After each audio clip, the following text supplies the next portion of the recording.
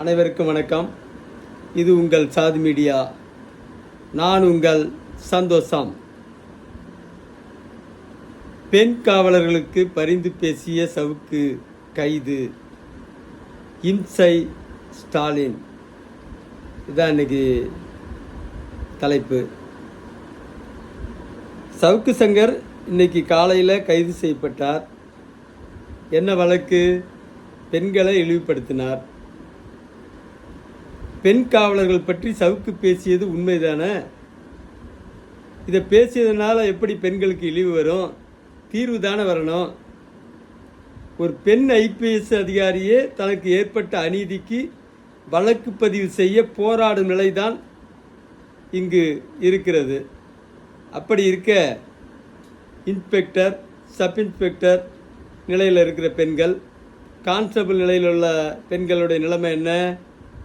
இதை பேசினா இழிவுபடுத்துவதா? திமுக அரசுக்கு சவுக்கு மீது உள்ள காழ்ப்புணர்ச்சி என்பது அவர் ஊழலுக்கு எதிராக பேசுவது தான். இந்திய ஊழலின் தாயகமாக தமிழ்நாடு இருக்கிறது. இந்திய வரலாற்றில் ஊழலுக்கு எதிராக களமிறங்கியவர்களும் தமிழ்நாட்டில்தான்.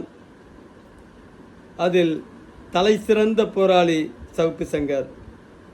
ஊழல்வாதிகள் எப்போதுமே ஊழலுக்கு எதிராக பேசினால் கோபமடைவார்கள். நக்கீரன் கோபால் கொடநாடு எஸ்டேட் படத்தை போட்டவுடன் கடும் கோபமடைந்தார் ஜெயலலிதா. திமுக ஆட்சியில் மொத்தமும் ஊழல். அதை சவுக்கு வெளிப்படுத்துவதால் ஸ்டாலினுக்கு கடும் கோபம்.